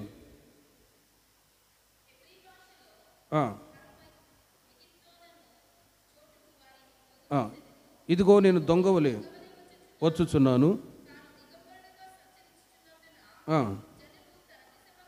జనులు తన దేశములను చూతురేమో అని మెలకువగా ఉండి. చూడండి, వస్త్రములను కాపాడుకున్నవాడు ధన్యుడు. వస్త్రములు అంటే ఇక్కడ దేవుడిచ్చిన, మీకు ఇచ్చిన గిఫ్ట్స్, మీకు ఇచ్చిన వరాలు, మీకు ఇచ్చిన ఆత్మీయతలు ఏవైతే ఉన్నాయో అవి మెలకువతో మీరు కాపాడుకుందురుగాక. యేసుక్రీస్తు ప్రత్యక్షమై దినాలు సమీపిస్తూ ఉన్నాయి. ఇదిగో నేను దొంగవలే వచ్చుచున్నాను, వస్త్రములను కాపాడుకున్నవాడు ధన్యుడు. భౌతికమైన వస్త్రాల గురించి ఇక్కడ చెప్పట్లేదు. వస్త్రాలు ఉన్నాయి. ఆ మధ్య ఒక ఇంట్లో దొంగతనం అయింది. ఏం తీసుకెళ్లారంటే మంచి చీరలు వ్యాపారం చేసిద్దామే, చీరలు తీసుకుపోయారు. మరలా పోలీసు వాళ్ళు కంప్లైంట్ ఇస్తే దొంగ పట్టుబడ్డాడు, మరలా చీరలు వచ్చాయనుకోండి, ఇక్కడ వస్త్రాల గురించి రాయబడలేదు. కానీ దేవుడు మీకు ఇచ్చిన రక్షణ వస్త్రాన్ని మీరు కాపాడుకుందురుగాక. దేవుడు మీకు ఇచ్చిన నీతి అనే వస్త్రాలు ఉన్నాయి. మీరు ఆత్మీయంగా ఎదిగే కొలది ఒక్కొక్క వస్త్రాన్ని దేవుడు ఇస్తూ ఉంటాడు. ఈ వరాలు కూడా ఇస్తాడు. దేవుడిచ్చిన వరాలు, దేవుడిచ్చిన ఆత్మ సంబంధమైన వస్త్రాల్ని మీరు జాగ్రత్తగా కాచుకుంటూ రావాలి. ఎప్పటి వరకు అంటే ప్రభు రాకడ వరకు. అప్పుడప్పుడు కొందరు చెప్తూ ఉంటారు, అన్నయ్య గతంలో నేను చాలా గంటలు ప్రార్థన చేసేదాన్ని, ఇప్పుడు ప్రార్థన చేయలేకపోతున్నాను. ఎందుకమ్మా అంటే పీడకలలు వస్తున్నాయి. అప్పుడు బాగా బైబిల్ చదివే వ్యక్తిని ఇప్పుడు బైబిల్ చదవట్లేదు. ఎందుకంటే దేవునితో ఉంటున్న సహవాసం లేనందువలన గతంలో ఉన్న వరాలు, గతంలో ఉన్న ఆత్మీయ అనుభవాలు రోజు రోజుకి పోగొట్టుకుంటూ ఉంటారు. దానికి గల కారణాలు చాలా ఉంటాయి. అంటే దుష్ట సాంగత్యాన్ని బట్టి, మన యొక్క మాటలు, మన టైం వేస్ట్ చేస్తూ, ఇతరులతో సంభాషించి టైం వేస్ట్ చేసి, ప్రభువుతో గడపని అనుభవాలను బట్టి, ప్రార్థనా జీవితం లేనందువలన, వాక్యం చదవకపోవట వలన గతంలో ప్రారంభ దశలో చాలా వైరాగ్యంగా ఉంటారు. అయితే కొన్ని సంవత్సరాలు గడిచిన తర్వాత ఆత్మీయతలో బలహీనులు అవుతూ ఉంటారు. అందుకే దేవుడు ప్రారంభ దశలో మీకున్న ఆ డివైన్ జీల్, ఆత్మ సంబంధమైన ఆశీర్వాదాలు, వరాలన్నీ ప్రభు రాకడ వచ్చేంత వరకు మీరు కాచుకుందురుగాక. దొంగ వస్తాడు, దొంగ వలె ప్రభు వస్తూ ఉన్నాడు. మరి వస్త్రములను కాపాడుకున్నవాడు ధన్యుడు. ప్రేమిన వర్లరా, యేసుక్రీస్తు మనల్ని ప్రేమించి రక్షణనిచ్చి, సంఘ సహవాసాన్ని ఇచ్చి, ఆత్మ వరాలు కూడా ఇచ్చి, సంఘంలో పరిచర్య చేస్తూ ఉన్నారు, సహకరిస్తున్నారు. భౌతికంగా అన్ని విషయాలలో ఓకే. కానీ పర్ఫెక్ట్ బ్రైడ్ ప్రభు ప్రత్యక్షమైనప్పుడు మీలో ఉంటున్న ఆత్మీయతను చూసి ప్రభు తన దగ్గరికి తీసుకొని వెళ్ళాలి అంటే, ప్రభు మిమ్మల్ని ప్రేమించి మీకు ఏదైతే ఆత్మ సంబంధమైన వరాలు ఇచ్చారో, ఆత్మ సంబంధమైన వస్త్రాలు, రక్షించబడ్డప్పుడు ఒక వస్త్రం, బాప్తిసం తీసుకున్నప్పుడు ఒక వస్త్రం, అభిషేకాన్ని పొందినప్పుడు ఒక వస్త్రం, మూర్ఖుల గీతరం వారికి వేరే జీవించినప్పుడు ఇంకొక వస్త్రం, ఇలా స్పిరిచువల్గా ఆత్మీయంగా మీకు ఒక్కొక్క వస్త్రాలు ఇస్తూనే ఉంటాడు. అవి కనబడవు, కానీ ఆ వస్త్రాలన్నీ మీరు కాపాడుకుందురుగాక. ప్రభు వచ్చినప్పుడు అడుగుతాడు, నేను ఇచ్చిన వస్త్రం ఏది, రక్షణ అనే వస్త్రం ఏది? ఒక వస్త్రాన్ని గురించి మీకు చెప్తాను. యెషయా గ్రంథంలో మీరు చూడండి. యెషయా గ్రంథంలో ఒక్క వస్త్రాన్ని గురించి మాత్రం మీకు చెప్తాను. రక్షణ అనే వస్త్రం 61వ అధ్యాయం, యెషయా గ్రంథం 61వ అధ్యాయము 10వ వాక్యం. శృంగారమైన పాగా ధరించుకున్న పెళ్లి కుమారుని రీతిగాను, ఆభరణములతో అలంకరించుకున్న పెళ్లి కుమార్తె రీతిగాను. చూడండి, అక్కడ రక్షణ వస్త్రములను నాకు ధరింపచేసి ఉన్నాడు. చూడండి, ఇలా వస్త్రాలు ఉన్నాయి.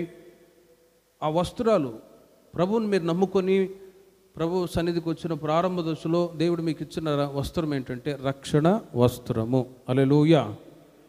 పాస్టర్ గారు ఏదో చీర ఇచ్చాడు, లేకపోతే ప్యాంట్ షర్ట్ ఇచ్చాడు, ఆ వస్త్రాల గురించి చెప్పట్లేదు ఇక్కడ. మీరు ప్రభు నమ్ముకొని ప్రారంభ దశలో ప్రభు సన్నిధికి రాగానే మీకు దేవుడిచ్చిన వస్త్రం ఏంటంటే రక్షణ వస్త్రం, నీతి అనే పైబట్ట. ఇవి చాలా వస్త్రాలు ఉన్నాయి. వాటిని మీరు కాపాడుకుంటూ రావాలి. ప్రభు ప్రత్యక్షమై దినాలు ఇవన్నీ ఎందుకు ఇచ్చాడంటే, యేసయ్య మనల్ని ప్రేమించాడు కాబట్టి మనకు ఈ వస్త్రాలు ఇచ్చాడు. హల్లెలూయా. కొరింథీయులకు రాసిన మొదటి పత్రిక 13వ అధ్యాయం 8వ వాక్యంలో ప్రేమ, జీసస్ లవ్, యేసుక్రీస్తు యొక్క ప్రేమ ఎవర్ లాస్టింగ్ లవ్. అక్కడ ప్రేమలో 13 లక్షణాలు ఉన్నాయి. వాటిలో చివరిగా ప్రేమ శాశ్వత కాలం ఉండును అనే మాట మీరు నోట్ చేసుకున్న తర్వాత చదువుకోనండి. ప్రేమ శాశ్వత కాలం ఉండును. Jesus love is ever lasting love. యేసుక్రీస్తు మనల్ని ఏ ప్రేమతో ప్రేమించాడంటే శాశ్వతమైన ప్రేమతో మనల్ని ప్రేమించాడు. కాబట్టి ఈ వరాలు, వస్త్రాలు దేవుడిచ్చాడు. వాటిని మీరు కాచుకొని ఇప్పుడున్న ఆత్మ సంబంధమైన అనుభవాలు ఇంకా మీలో పెరుగునుగాక. భౌతికమైన కార్యాల గురించి కాదు, మేము కష్టపడ్డాం, మందిరానికి ప్రయాసపడ్డాం, చేశారు, ఓకే. కానీ ఇప్పుడు అన్నీ దేవుడు మీకు ఎందుకు ఇచ్చారో తెలుసునా? మీరు ప్రతిసారి మందిరానికి వచ్చి ప్రార్థనలు ఎదగాలి, దేవుని వాక్యములు ఎదగాలి, ప్రభురాకుడికి సిద్ధపడాలి అని ఆ ఉద్దేశము చేతనే దేవుడు భౌతికంగా అనుగ్రహించి ఉండగా, దేవుడు మీకు ఇచ్చిన ప్రార్థనా జీవితం, రక్షణ అనే వస్త్రాలు మీరు కాచుకుందరుగాక. ఈ వరాలన్నీ దేవుని ప్రజలైన మీరు కాచుకుంటూ రావాలి. ఒకరోజు యేసుక్రీస్తు ప్రత్యక్షమైనప్పుడు ఆయన ముఖ దర్శనాన్ని మనం చూడగలము. కొరింథీయులకు రాసిన పత్రిక, మొదటి పత్రిక 13వ అధ్యాయం 12వ వాక్యంలో మీరు చూడండి. ఇప్పుడు అద్దములో చూచినట్లుగా సూచనగా చూచుచున్నాము. చూడండి, అప్పుడు ముఖాముఖిగా చూతుము, ఇప్పుడు కొంత మట్టుకు ఎరిగి ఉన్నాము, అప్పుడు నేను పూర్తిగా ఎరుగబడిన ప్రకారము పూర్తిగా ఎరుగుదురు అని వ్రాయబడి ఉంది. ఆ మాటలో ఉన్న అర్థం ఏంటంటే, పౌలు గారు క్రీస్తు యొక్క ప్రేమను గురించి తెలియచేస్తూ, ఆ ప్రేమ ఎలాంటిదో 13 లక్షణాలు తెలియచేస్తూ, ఆ ప్రేమ శాశ్వత కాలం ఉండును అంటాడు. ఆయన మనల్ని ప్రేమించడం ద్వారా మనకిచ్చిన ఈ వరాలు, వస్త్రాలన్నీ కాపాడుకుంటూ రావాలి ప్రభు రాకడ వరకు. ఆయన ప్రత్యక్షమైనప్పుడు ఈ వరాలు, ఈ వస్త్రాలన్నీ ఎవరైతే జాగ్రత్త కాచుకుంటారో వాళ్ళే యేసుక్రీస్తు యొక్క ముఖాన్ని చూడగలరు. హల్లెలూయా. వాళ్ళకు మాత్రమే ప్రభు కనబడతాడు, అందరికీ కనబడడు. కాబట్టి పౌలు గారు అంటారు, ఇప్పుడు అద్దములో చూచినట్లు సూచనగా చూచుచున్నాము, అప్పుడు ముఖాముఖిగా మనము చూతుము. కాబట్టి ప్రేమ లేనివాడునైతే మ్రోగిడి కంచెను గణగణలాడు తాళమునై ఉందును అని అంటాడు. యేసుక్రీస్తు వారు మనల్ని ప్రేమించి మనకిచ్చిన ఈ వరాలని, వస్త్రాలని కాచుకొని మనం ఉండాలి. కాబట్టి ప్రేమను వర్లరా, ఆనాడు వస్త్రాలు అన్నప్పుడు ఆత్మీయంగా మీతో చెప్పాను. యోసేపు తన తండ్రి తనని ఎక్కువగా ప్రేమించడం ద్వారా అతనికి ఇచ్చిన మొట్టమొదటి వస్త్రం, అంగి ఏదంటే నిలువుటంగి. రెండవదిగా ఆదికాండం 37వ అధ్యాయము 23వ వాక్యములో బానిసత్వపు వస్త్రము. యోసేపు తన సహోదరుల యొద్దకు వచ్చినప్పుడు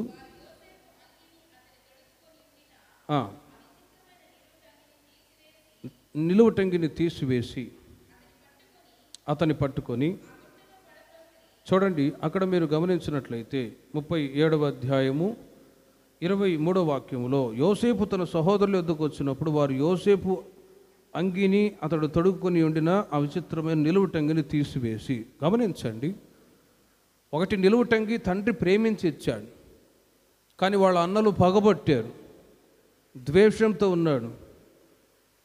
ఓసారి వాళ్ళ అన్నలు మందను మేపుతూ ఉంటే తండ్రి పంపిస్తూ ఉన్నాడు, నువ్వు వెళ్ళరా, మీ అన్నల క్షేమ సమాచారాన్ని తెలుసుకొని ఇదిగో ఈ యొక్క ఆహారాన్ని తీసుకొని వెళ్ళి ఇవ్వు అంటే, తమ్ముడు వాళ్ళ అన్నల క్షేమాన్ని కొని బయలుదేరి వస్తూ ఉంటే దూరాన చూస్తున్న వాళ్ళ అన్నలు ఏమంటారు, అదుగదుగదుగో కలలుగానే వాడు వచ్చాడు రో అని కామెంట్ చేసి అతని మీద పగతో, ఈర్ష్యతో, చూడండి సొంత తమ్ముని మీద.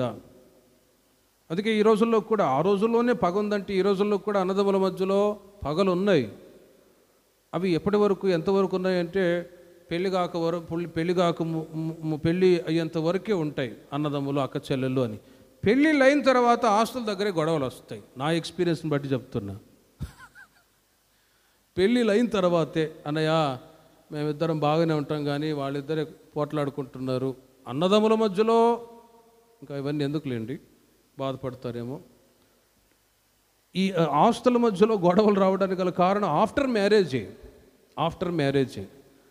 కాబట్టి ప్రేమిన వర్లరా, ఆనాడు సొంత తమ్ముని మీద యోసేపు పగబట్టి, వాళ్ళ తమ్ముడు పగబట్టి అతడు రాగానే చూడండి ఆ వస్త్రాన్ని తీసేశాడు. ఆ నిలువుటంగే వాళ్ళకి జలసి పుట్టేటట్లు చేశాడు.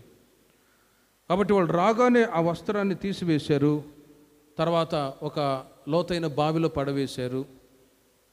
అతన్ని చంపాలనే ఆలోచనతో ఉంటే వాళ్ళలో ఇంకొక తమ్ముడు, అన్నలారా వీని చంపొద్దు, మన సొంత తమ్ముడే కదా, వీని చంపొద్దని చెప్పి ఒకడు కనికరాన్ని చూపెడితే మరలా అతన్ని బావిలో నుండి తీసివేసి ఐగుప్తీలకు అమ్మివేశారు. ఐగుప్తీలు ఇష్మాయేలులకు అమ్మివేశారు. బిజినెస్ మెన్స్, ఆ రోజుల్లోనే వాళ్ళు బిజినెస్ మెన్, వాళ్ళకు అమ్మివేశారు. యోసేపుని ఎవరు తీసుకొని వెళ్ళారో చూడండి. ఆదికాండం 39వ అధ్యాయము మొదటి వాక్యం, పోతిఫర్ అనే వ్యక్తి తీసుకొని వెళ్తే అక్కడ ఆ పోతిఫర్ భార్య శోధించింది. కానీ ఆ శోధనకు గురి కాకుండా పారిపోయాడు యోసేపు. ప్రేమిన వర్లారా, యోసేపు జీవితంలో చూడండి ఎన్ని కష్టాలు. వాళ్ళ అన్నలు చంపాలని ఆ నిలువుటంగి ప్రారంభం ఆయన జీవితంలో.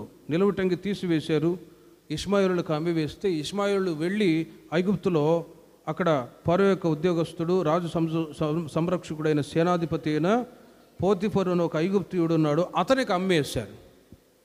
అతనికి అమ్మివేస్తే అక్కడ బానిసత్వపు వస్త్రాలు ధరించుకొని అక్కడ పనిచేస్తూ ఉన్నాడండి. ఇప్పుడు సర్వెంట్గా ఉండేవాడు డిగ్నిఫైడ్గా మంచి వస్త్రాలు ధరించుకొని వెళ్తే ఊరుకుంటారా? నువ్వు ఇంతకు పని చేయడానికి వచ్చావా, సోకులు చేసుకోవడానికి వచ్చావా అని అంటాను. పని చేయడానికి వెళ్ళినప్పుడు కొందరు ఆ సర్వెంట్ వస్త్రాలు వేసుకుంటారు. యోసేపు పోతిఫర్ ఇంట్లో అక్కడ బానిసగా కొనిపోబడ్డప్పుడు అతనికి అక్కడ బానిస వస్త్రాలు తొడిగించబడ్డాయి. బానిసగా అక్కడ తీసుకొని పోబడ్డాడు. ఆదికాండం 39వ అధ్యాయము మొదటి వాక్యాన్ని చూడండి. యోసేపు ఐగుప్తునకు తీసుకొని వచ్చినప్పుడు ఫరో యొక్క ఉద్యోగస్తుడును రాజు సంరక్షక సేనాధిపతి అయిన ఐగుప్తీయుడు అతనే తీసుకొని వచ్చిన, చూడండి, ఇష్మాయేలుల యొద్ద అతన్ని కొన్నారు. బిజినెస్ మెన్స్ వాళ్ళు మార్కెట్లో పెట్టి వేలం పాటలు వేస్తూ ఉన్నారు. ఇతన్ని అమ్ముతూ ఉన్నాం, మీరు ఎంతకు తీసుకెళ్తారు? మనుషుల్ని కూడా అమ్ముతూ ఉన్నాయి. ఈ రోజుల్లో కూడా అమ్మేవాళ్ళు ఉన్నారు. పుట్టిన పిల్లల్ని ₹1,00,000 అమ్మాడట, విజయవాడలోనో హైదరాబాద్లో తెలియదు. పుట్టిన పిల్లల్ని ₹1,00,000 20,000 అమ్మిన వాళ్ళు కూడా ఉన్నారు. ఆ రోజుల్లో యోసేపును కూడా అమ్మేశారు. సంతలో పెట్టి ఇష్మాయేలులు అమ్మివేస్తే పోతిఫర్ అనే ఒక వ్యక్తి, సేనాధిపతి, రాజు సంరక్షకుడు వచ్చి పోతిఫరు అతను వచ్చి అతన్ని కొన్నాడు. 20వ వాక్యంలో మీరు చూడండి, 20వ వాక్యాన్ని కూడా. అతనిని పట్టుకొని రాజు ఖైదీలు బంధింపబడి చెరసాలలో వేయించను. అతడు అక్కడ చెరసాలలో ఉండెను. అక్కడ మీరు గమనించండి, 37వ అధ్యాయం 23వ వాక్యంలో రెండవది బానిసత్వపు వస్త్రాలు ధరింప చేయబడ్డాయి. ఓ బానిసగా యోసేపు కొనిపోబడ్డాడు ఆ పోతిఫర్ ఇంటిలో. ఆ 39వ అధ్యాయాన్ని మీరు చదువుకుంటూ వస్తే యోసేపును బట్టి ఆ పోతిఫరు ఇల్లు ఆశీర్వాదకరంగా ఉంది. 3వ వాక్యంలో మీరు గమనిస్తే యెహోవా అతనికి తోడే ఉండెననియు, 2వ వాక్యంలో యెహోవా యోసేపునకు తోడే ఉండెను గనుక అతడు వర్ధిల్లుచు.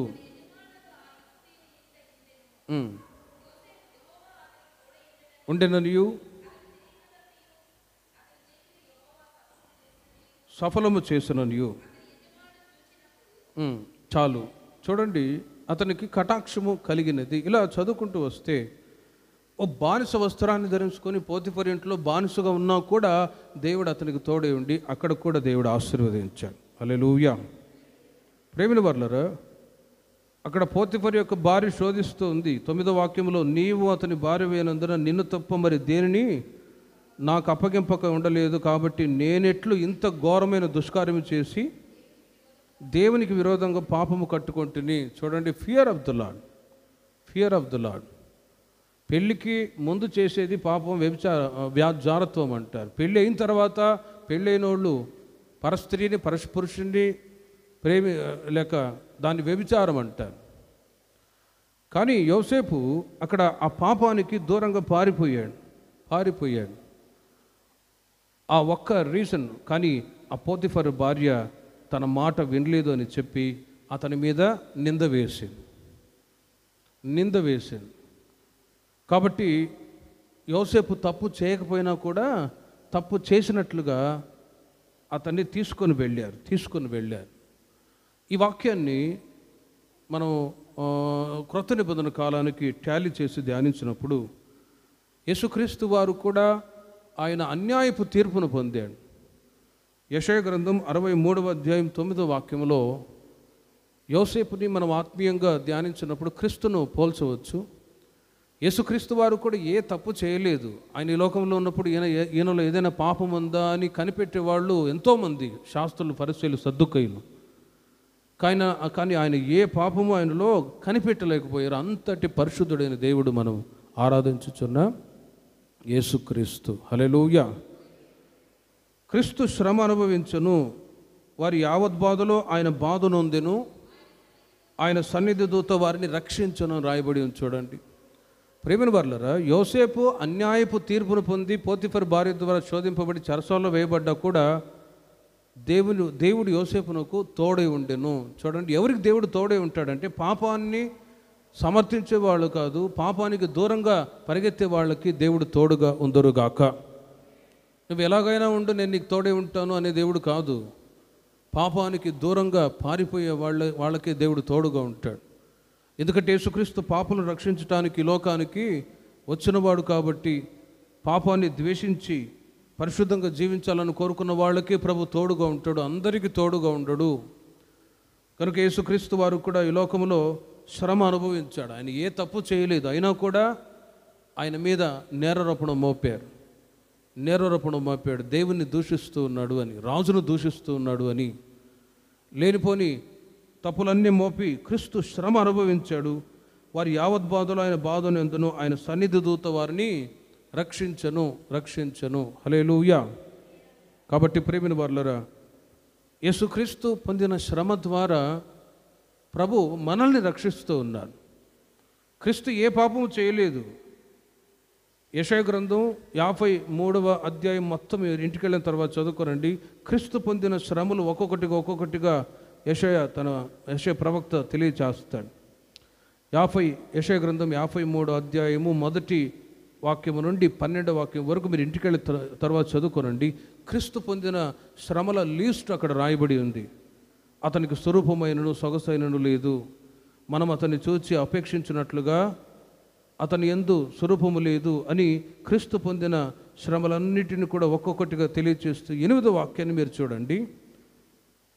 అన్యాయపు తీర్పు నొందిన వాడై అతడు కొనిపోబడెను, అతడు నా జనుల అతిక్రమమును బట్టి, చూడండి, జనులు చేసిన అతిక్రమాన్ని బట్టి క్రీస్తు మొత్తబడ్డాడు.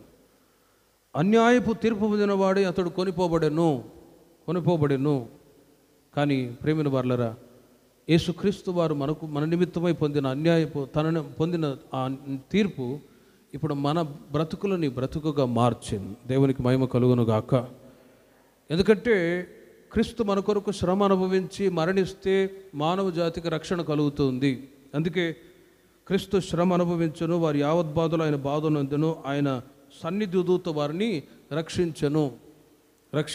కాబట్టి ప్రేమిన వారలారా, యోసేపు ఆనాడు ఆయన కూడా బానిసత్వపు వస్త్రాలు ధరింప చేయబడ్డాయి పోతిఫర్ ఇంట్లో. సరే, అక్కడ శోధనకు గురయ్యాడు. మరలా అన్యాయపు తీర్పును పొంది ఎక్కడికి తీసుకొని రాబడ్డాడంటే చెరసాల్లోకి వచ్చాడు. చెరసాలపు వస్త్రాలు అక్కడ ధరింప చేయబడ్డాయి.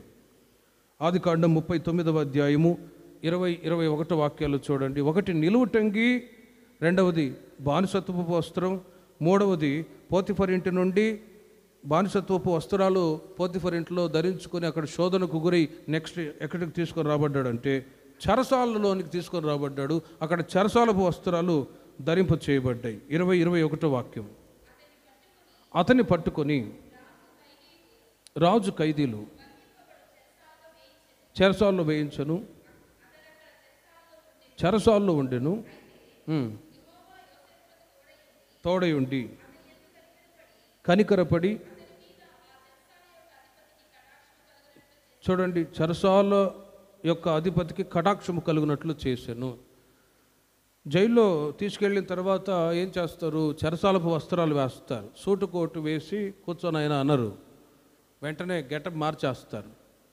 ఒక నంబర్ ఇచ్చి చెరసాలపు వస్త్రాలు. యోసేపు జీవితంలో అలాగే జరిగింది. అంతవరకు నిలువుటంగిని ధరించుకున్న యోసేపు, పోతిఫర్ ఇంట్లో బానిసత్వ వస్త్రాలు ధరించుకున్న యోసేపు నెక్స్ట్ చెరసాలకు వచ్చి చెరసాలపు వస్త్రాలు అక్కడ ఆయనకు వేయబడ్డాయి. ప్రేమను వర్లరా, మరి ఆ చెరసాల వస్త్రాలు ధరించుకొని అక్కడ ఉన్నా కూడా చూడండి, వాక్యం చెప్తుంది, యెహోవా యోసేపునకు తోడే ఉండి చెరసాల్లో ఉన్నా కూడా దేవుడు యోసేపునకు తోడే ఉన్నాడు. ఎందుకంటే తాను దేవునికి భయపడి జీవించే వ్యక్తి. హల్లెలూయా. ఆయన ఏ తప్పు చేయనివాడు, అన్యాయపు తీర్పును పొందినవాడు కాబట్టి తీర్పు లేక శిక్ష అనేది వాక్యం చెబుతుంది రోమా సంఘాని పౌలు గారు, పాపపు జీవితం మరణం. ఒకవేళ పాపం చేసిన వాడైతే మరణించేవాడు, శిక్షింపబడేవాడు. కానీ అన్యాయపు తీర్పును పొంది పోతిఫర్ భార్య శోధించి అతన్ని బలహీనపరచుగా అక్కడి నుంచి తప్పించుకొని వెళ్ళిపోతే అతని మీద నేరం మోపి చివరికి చెరసాల్లో తీసుకుని వచ్చినా కూడా చూడండి దేవుడు యోసేపునకు తోడుగా ఉండెను. హల్లెలూయా. కాబట్టి ప్రియమైన వారులారా, కొన్నిసార్లు అన్యాయపు తీర్పును పొంది ఉన్నా కూడా దేవుడు తోడే ఉన్నప్పుడు, పర్ఫెక్ట్గా ఒక వ్యక్తి జీవిస్తూ ఉన్నప్పుడు ఏ విషయంలో కూడా భయపడిన అవసరమే లేదు. దేవుడు అట్టి వారికి తోడుగానే ఉందరుగాక. చెరసాల్లో ఎంతో కాలం ఉండలేదు. అక్కడ రాజుగారికి ఒక కల వచ్చింది. అక్కడ చెరసాల్లో ఉన్నప్పుడు 2 ఖైదీలు ఉన్నారు. ఆ ఖైదీల్లో ఒక వ్యక్తికి వచ్చిన కళ యొక్క భావాన్ని చెప్పాడు. తర్వాత అధ్యాయంలో మీరు చదువుకోనండి. ఆ చెరసాల్లో ఖైదీలు ఉంటే వాళ్ళు కూడా కళలు వస్తే యోసేపు చెప్పాడు, ఇదిగో నువ్వు మరలా విడుదల పొంది రాజుగారి దగ్గర పానదాయకుడిగా పనిచేయబోతున్నావు. దేవుడు మరలా నిన్ను రాజుగారి దగ్గర రాజు పని ఇవ్వబోతున్నాడు. నువ్వు రాజుగారి దగ్గర వెళ్ళి పనిచేసే సమయంలో నీవు నన్ను జ్ఞాపకం చేసుకో అన్నాడండి. రికమెండేషన్ చేసి నన్ను విడిపించు అన్నాడు. అదొక వీక్నెస్. యోసేపు జీవితంలో ఒక వీక్నెస్ ఏంటంటే నీవు నన్ను జ్ఞాపకం చేసుకో అన్నాడు. ప్రేమిన వర్లరా, అయినా కూడా తర్వాత అధ్యాయాలు మీరు చదువుకుంటే 40వ అధ్యాయము 23వ వాక్యాన్ని చూడండి. అయితే పానదాయకుల అధిపతి యోసేపును జ్ఞాపకం చేసుకొనక మరిచిపోయిను. చూడండి, మనుషులు ఏం చేస్తారు? మేలు పొందినప్పుడు నీకు రికమెండేషన్ చేస్తాను, నిన్ను జ్ఞాపకం చేసుకుంటాను అంటారా? ఆ సమయం వచ్చినప్పుడు మర్చిపోతారు. ఇప్పుడు యోసేపు చెరసాలపు నాయకుల అధిపతి, పానదాయకుల అధిపతి అతన్ని రికమెండేషన్ చేయమని జ్ఞాపకం చేసుకొని నాకు విడుదల రాజుగారి దగ్గర చెప్పి రికమెండేషన్ చేయించి నన్ను విడిపించా అంటాడు.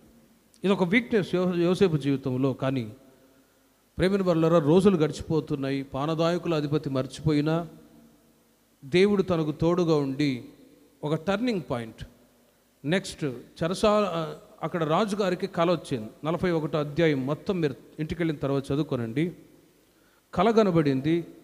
ఆ కల యొక్క భావాన్ని యోసేపు క్లియర్గా చెప్పాడు. కల కన్నప్పుడు దాని యొక్క అర్థం ఎవరు చెప్పలేకపోతే ఈ పానదాయకుల అధిపతి మరలా డ్యూటీలో జాయిన్ అయ్యాడు కదా, అతను రాజుగారికి చెప్పాడు, రాజా మేము చెరసాల్లో ఉన్నప్పుడు అన్యాయపు తీర్పును పొంది మేము కూడా అక్కడ ఖైదీలుగా ఉన్నప్పుడు యోసేపు అనే వ్యక్తి ఉన్నాడు. నేను మరలా మీ దగ్గర పానదాయకుల అధిపతిగా వచ్చి డ్యూటీలో జాయిన్ అవుతాననే సంగతి యోసేపు చెప్పారు.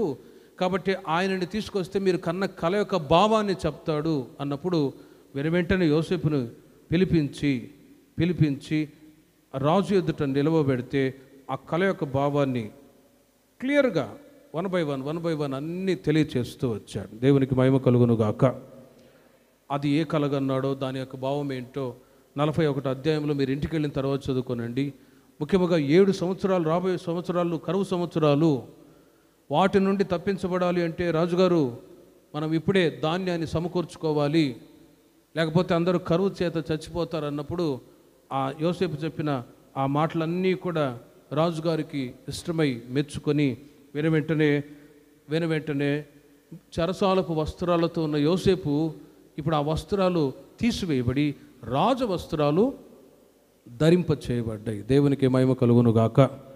39వ అధ్యాయము 41వ అధ్యాయము 14వ వాక్యాన్ని చూడండి. రాజవస్త్రం 4వదిగా ఫరో యోసేపును పిలువనంపెను, రప్పించి క్షౌరము చేయించుకొని చూడండి మంచి బట్టలు కట్టుకొని ఫరో యొద్దకు వచ్చెను. 42వ వాక్యాన్ని కూడా చూడండి. 42వ వాక్యం, మరియు ఉంగరమును తీసి యోసేపు చేతిని పెట్టి చూడండి, సన్నపు నారబొట్టులు అతనికి తొడిగించి గొలుసును వేసి, చూడండి ఇలా రాజవస్త్రాలు, చెరసాల వస్త్రాలు తీసివేయబడ్డాయి, రాజవస్త్రాలు యోసేపుకు ధరింప చేయబడ్డాయి. దేవునికి మహిమ కలుగునుగాక. యోసేపు జీవితంలో ఒక టర్నింగ్ పాయింట్. ప్రేమిన వర్లరా, యోసేపు జీవితంలో ఉన్నటువంటి అనుభవాలను బట్టి యోసేపు ఫరో యొద్దకు పంపింపబడ్డాడు. తాను పొందిన శ్రమలన్నిటికీ ఒక ఆశీర్వాదం ఉందని ముందుగా చిన్న వయసులో దేవుడు చూపించాడు కదా. 17 సంవత్సరాల వయసులో దేవుడు పర్ఫెక్ట్గా చూపించాడు. రాబోయే దినాల్లో నీవు ఐగుప్తు ఒక అధికారిగా మార్చబడబోతున్నావు, నీ అన్నలు వచ్చి నీ ఎదుట సాగిల పడబోతున్నారు. ఆ మాటలన్నీ యోసేపు జీవితంలో నెరవేర్చబడ్డాయి. ప్రేమల వల్ల దేవుడు ఏదైనా మాట్లాడితే అది పర్ఫెక్ట్గా అవి రాబోయే రోజుల్లో జరుగుతాయి. ఆ విధంగా మీరు దేవుని యొక్క కృపావరాన్ని పొందుదురుగాక. ఏ కాడికి పాస్టర్ గారు మా కొరకు ప్రార్థన చేయండి, మాకు ఆకలిలో వచ్చే దీని అర్థం ఏంటి అని అది అడగకుండా మీ యొక్క స్పిరిచువల్ స్టాండర్డ్ని బట్టి ప్రభువే మీకు బోధించునుగాక. ప్రభువే బోధిస్తాడు. దాని గురించి మరలా పాస్టర్ గారు కళ వచ్చింది, దర్శనం వచ్చింది, ఇదేంటి అదేంటి అని నన్ను జ్యోతిష్కునిలాగా నన్ను వచ్చి అడగని అవసరమే లేదు. మీ యొక్క స్పిరిచువల్ స్టాండర్డ్ని బట్టి మీకు అర్థమైపోవాలంతే. అందుకే ఎందుకు మాటలు చెప్తున్నానంటే, భౌతికంగా ఒకవేళ మీరు ప్రయాసపడి కష్టపడి ప్రభు కొరకు ఇచ్చేసాం చాలా వరకు నేను గమనించినప్పుడు సంఘాల్లో పోయిన వెంటనే చూపిస్తారు, ఒక ఆల్బమ్ చూపిస్తారు. అనయ్య చూడనయ్య, పలానా పాస్టర్ గారు మా కొడుకుని ఎత్తుకున్నాడు అని అంటారు. మంచిదే అమ్మ. మళ్ళీ చర్చికి ఏం చేశారు? కంకర మోసం, టైల్స్ మోసం, అది మోసం, మంచిదే. కానీ ఆత్మీయతలో మీరు ఎంత ఎదిగారు అంటే జీరో. ఏదైనా వరం ఉందా? ప్రార్థన చేయగలుగుతున్నారా? వాక్యం ధ్యానించగలుగుతున్నారా? వీటిలో నిల్. కానీ భౌతికమైన కార్యాలకు ఎక్కువ ప్రాముఖ్యతను ఇచ్చేవాళ్ళు ఉన్నారు. కాబట్టి గతంలో భౌతికంగా మీరు ప్రభు కొరకు కష్టపడ్డారు. కానీ నవేడేస్ ఈ రోజుల్లో ప్రభు రాకడ కొరకై మనం సిద్ధపడదుముగాక. ఎందుకు మాటలు చెప్తున్నానంటే, యోసేపు ప్రభు మార్గంలో 17 సంవత్సరాల వయసులో, చిన్న వయసులో నుండి చూడండి స్పిరిచువాలిటీ ఎంత ఉందంటే, కళల ద్వారా దేవుడు మాట్లాడుతున్నాడు, దర్శనాల ద్వారా మాట్లాడుతున్నాడు, ఫ్యూచర్లో జరిగే విషయాలన్నీ పర్ఫెక్ట్గా. అందుకే ఫరో యోసేపుకు ఒక బిరుదు పెట్టాడు. ఏం బిరుదు పెట్టాడు? జప్నత్ పనేహు అనే బిరుదు పెట్టాడు. ఆ బిరుదుకు అర్థం ఏంటంటే 3 అర్థాలు. ఒకటి లోకరక్షకుడు, రెండవది జీవ సంరక్షకుడు, మూడవది రహస్యములను ప్రకటించేవాడు అనే 3 అర్థాలు ఆ మాటకు ఉన్నాయండి. దేవునికి మహిమ కలుగునుగాక. మరి అంతటి స్పిరిచువాలిటీ యోసేపు జీవితంలో ఉన్నది. కారణం ఏంటంటే, there is no sin in యోసేపు. అతను పాపము చేయనివాడు, దేవుని యొక్క తోడును అనుభవిస్తున్నవాడు, వరాలు ఉన్నాయి. కాబట్టి ప్రేమిన వర్లారా, సంవత్సరాలు గడిచే కొలది ఆత్మీయ జీవితంలో మీరు అభివృద్ధి చెందే కొలది దేవుడు మీకు కూడా కృపావరాలు దయచేదురుగాక. దేవుడు మీతో కూడా మాట్లాడుదురుగాక. మాట్లాడినప్పుడు, కళలు చూపించినప్పుడు నెరవేర్చబడాలి అంతే పర్ఫెక్ట్గా. అలాంటి ఒక ఆత్మీయత మీరు సంపాదించుకోగలగాలి. ఆనాడు యోసేపు ఫరో అతనికి ఒక బిరుదు పెట్టాడు, లోకరక్షకుడు. జప్నత్ పరిహన మాటికి లోకరక్షకుడు. అనేకులు కరువు చేత ప్రజలు చచ్చిపోయే మూమెంట్లో యోసేపు అందరినీ రక్షించేటట్లుగా చేశాడు. జీవ సంరక్షకుడు అంటే ఆహారాన్ని పంచిపెట్టేటట్లుగా యోసేపుని దేవుడు హెచ్చించాడు. ఫ్యూచర్లో జరిగే విషయాలన్నీ రాజుగారికి చెప్పి జాగ్రత్త చేసేటట్లుగా రహస్యములను ప్రకటించేవాడు అని ఆ 3 అర్థాలతో కూడినటువంటి ఆ మాట జప్నత్ పనేహు అనే బిరుదునిచ్చి యోసేపుని దేవుడు ఫరో అతన్ని హెచ్చించాడు. 45వ వాక్యంలో చూడండి, ఆదికాండం 41వ అధ్యాయం 45వ వాక్యంలో, మరియు ఫరో యోసేపునకు జప్నత్ పనేహు అనే పేరు పెట్టి అతనికి ఓని యొక్క యాజకుడైన పోతిఫెర కుమార్తెకు అసేనతనిచ్చి పెళ్లి చేశాను. చూడండి, వాళ్ళ అన్నలు అనుకుని ఉండరు ఎప్పుడో చనిపోయి ఉంటాడు, వాళ్ళ నాన్న కూడా ఎప్పుడో చనిపోయి ఉంటాడు అనుకున్నారు. కానీ ద పర్పస్ ఆఫ్ గాడ్, దేవుని యొక్క ఉద్దేశాలు యోసేపు జీవితంలో ఒక్కొక్కటి నెరవేరుస్తూ ఉన్నారు. ఆ బిరుదు పెట్టి ఆ ఫరో తన కుమార్తెనిచ్చి పెళ్లి చేశాడు. మరలా యోసేపుకు 2 పిల్లలు పుట్టారండి. 51వ వాక్యం, 50వ వాక్యం నుండి, కరువు సంవత్సరంలో రాకమునుపు యోసేపుకు 2 కుమారులు పుట్టిరి. ఓని యొక్క యాజకుడైన పోతిఫరు కుమార్తెగు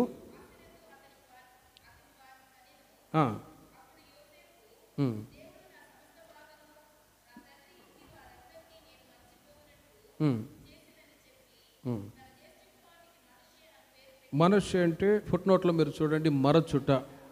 ఏం మరిచాడు? తన జీవితంలో గతంలో వాళ్ళ సహోదరులు చేసిన చేదైన అనుభవాలన్నీ మర్చిపోయేటట్లు దేవుడు చేశాడని చెప్పి తన కుమారునికి, జ్యేష్ఠ కుమారునికి మనష్షే అని పేరు పెట్టాడు. తర్వాత నాకు బాధ కలిగిన దేశమందు దేవుడు నన్ను అభివృద్ధి పొందించారని చెప్పి ఎఫ్రాయిము అంటే ఫుట్నోట్లో మీరు చూడండి, అభివృద్ధి, రెండంతల అభివృద్ధి అని అర్థం. ఎఫ్రాయిం, మనష్షే, ఎఫ్రాయిం.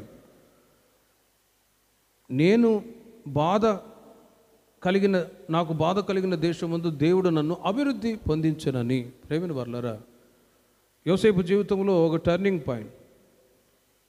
రాజు వస్త్రాలు ధరింప చేయబడ్డాయి. తన కుమార్తెనిచ్చి పెళ్లి చేశాడు. మరలా 2 కుమారులు పుట్టారు. చివరిగా వాళ్ళ అన్నలు వచ్చి వాళ్ళు క్షమాపణ అడగటానికి వస్తూ ఉన్నారు. కానీ యోసేపు అంటాడు, సహోదరులరా, ఆనాడు మీరు నాకు చేసిన కీడు దేవుడు మేలుగా మార్చాడు, మేలుకి ఉద్దేశించాడు, మీరు భయపడవద్దని చెప్పి వాళ్ళను కూడా చేర్చుకున్నాడు. ఇలా యోసేపుని దేవుడు 4 వస్త్రముల చేత తన యొక్క జర్నీలో, తన ప్రయాణంలో ఆ వస్త్రాలు ధరింప చేయబడ్డాయి. ఆ విధంగా యోసేపు చివరిగా రాజు వస్త్రాలు ధరింప చేయబడి దేవుని చేత ఆశీర్వదించబడ్డాడు. న్యాయాధిపతుల గ్రంథం 5వ అధ్యాయము 31వ వాక్యంలో ఒక మాట రాయబడి ఉంది. యెహోవా, నీ శత్రువులందరూ అలాగునని నశించెదరు, ఆయనను ప్రేమించువారు బలముతో ఉదయించు సూర్యుని వలె ఉందరు అని పాట పాడిరి. ఇది యోసేపు జీవితంలో నెరవేర్చబడింది. ప్రేమిన వర్లరా, వాక్యం చెప్తుంది, నీ శత్రువులందరూ అలాగుననే నశించెదరు. ఎవరు కీడు చేయాలనుకున్నా, ఎవరు ఇబ్బంది పెట్టాలనుకున్నా, కీడు చేయాలనుకున్న వాళ్ళు కీడు పొందేవాళ్ళు కాదు, కానీ కీడు చేసేవాళ్ళు ఎప్పుడో ఒకసారి కీడులో పడతారు. కానీ ఆయనను ప్రేమించేవారు బలంతో ఉదయించు సూర్యుని వలె ఉందురు. మిట్ట మధ్యాహ్నం 12 గంటల సమయంలో ఎండలో ఉండటానికి మనకు సాధ్యమవుతుందా? లేదు. వాక్యం చెప్తుంది, ఆయనను ప్రేమించేవారు బలముతో ఉదయించు సూర్యుని వలె.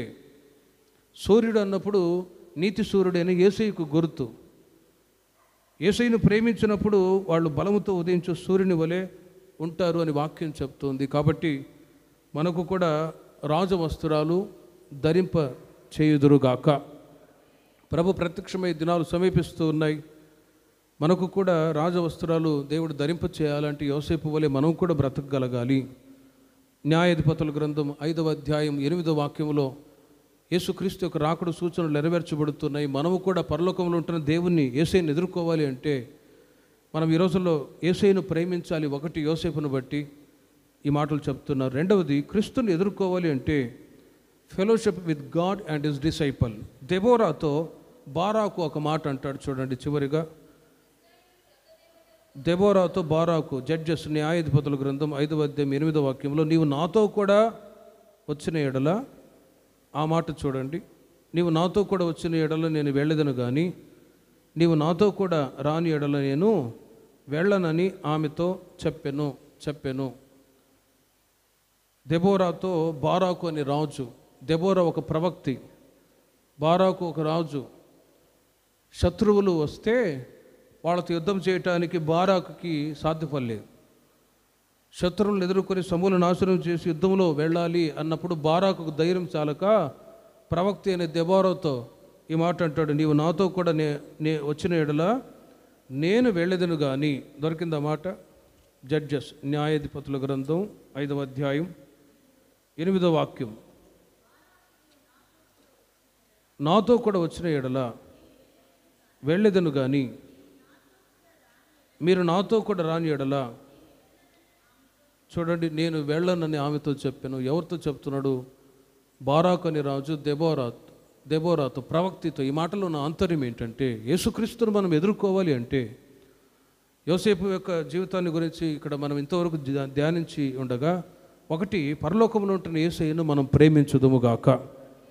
రెండవది, క్రీస్తును ఎదుర్కోవటానికి మనము సంఘ సహవాసము, సేవకుల సహవాసములో భక్తిలో అభివృద్ధి చెందుతూ ప్రభువుని ఎదుర్కోవటానికి దేవుడు కృప మనందరికీ దయచేదురుగాక. ప్రార్థన చేసుకుందాం.